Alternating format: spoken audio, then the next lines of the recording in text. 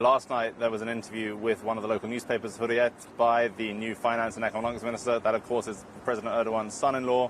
He was recently promoted from energy minister to that new role not so long ago, and he said that there would be dramatic measures taken this morning. They'd be unveiling their plans to try and use Turkey's institutions to try and stem this crisis. He'd given another presentation back on Friday, focused very much on the macroeconomic situation without really mentioning this, which is why investors got incredibly concerned about what the government was going to or what was not going to do to try and combat this free fall we've seen with the Turkish lira. In terms of the action that's been taken, you guys have outlined it there a little bit. The context for this is really key because President Erdogan has repeatedly said he is an enemy of increasing interest rates. The benchmark rate currently at 17.75%. Some analysts calling for it to increase as much as 300 or 400 basis points as part of an emergency hike. In terms of the action, though, that President Erdogan is prepared to ask citizens here in Turkey to take, it's very much focused on propping up the lira with their own foreign currency holdings. Take a listen to what he said to an audience of supporters on Saturday on the coastal town of Unye, talking to party members there. He talked about the need for people to take action in their own lives. Take a listen. If you have dollars under your pillow, take these out. If you have euros, take these out. If you have gold, take this out. I'm talking to those who have them. Immediately give these to the banks and convert to Turkish lira, and by doing this, we fight this war of independence and for the future. He gave a number of these speeches at rallies for his political supporters. He travelled a couple of hours along the coast of the Black Sea to the town of Trabzon, where he also addressed supporters on Sunday and talked about the difficulty in the relationship between the US and Turkey. He seemingly feels quite betrayed by Donald Trump's decision on Friday to institute fresh tariffs on steel and aluminium exports from Turkey. Take a listen to how he talked about that souring relationship. I, as your strategic partner, was there in Somalia, Afghanistan. We were together in Bosnia. In Kabul, we guard the airport. How can you, the US, put aside such a strategic partner in favour of terror organisations such as the PYD and the YPG? You are attempting to sacrifice your relationship with 81 million people for a pastor with ties to terror organisations. But we will do as the law dictates.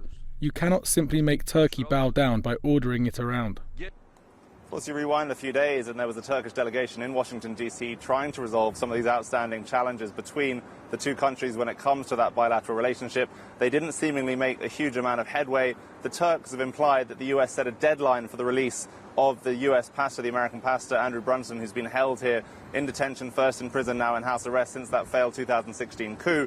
They do not seem to have bowed down, in Erdogan's words, to that demand, and that may be why President Trump instituted that fresh set of tariffs on Friday. That, of course, triggered the latest downfall in the lira, and unless the central bank hikes interest rates in the very near future, according to a lot of the analysts we've been talking about, the concerns about confidence, about sentiment in the Turkish economy will continue, and the challenges for both banks, despite the fresh measures announced this morning, and businesses here when it comes to servicing foreign-denominated debt will no doubt only worsen.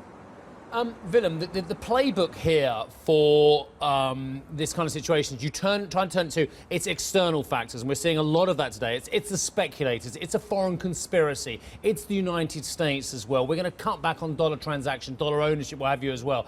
But how is that playing out with a domestic audience, which up until now has given not so much carte blanche, but a real rubber stamping of Erdogan's ascent to some semi-autocratic position as well? Is there any sign that we think we're going to see dissent on the streets of Istanbul, which from Tahrir Square and other places we've seen over the years can have quite extreme reactions on the ground?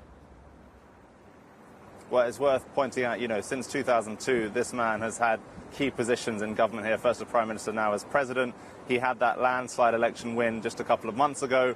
A lot of questions about the veracity of some of those vote counts, but those have all been papered over by his administration. So there are questions amongst those who criticize him, especially in larger cities like Istanbul, as to whether these kinds of nationalist sentiments that he's expressing are particularly useful. People I've spoken to here so far in Istanbul saying they don't really believe this has anything to do with the United States. This is a domestic problem. This is to do with the need to increase interest rates. And unless that's addressed by the central bank, unless it can act independently despite Mr. Erdogan's opposition to the increasing interest rates, then they don't see that there's going to be any easy resolution to what's been happening here. In terms of social unrest, I think that's a bit speculative at this stage, but certainly a lot of his critics continue to be very upset by this course of action. Hey everybody, it's Hadley Gamble from our new CNBC Middle East Bureau in Abu Dhabi. Thanks for stopping by. Now to watch more, you can try one of the videos that just popped up on your screen. And don't forget to subscribe.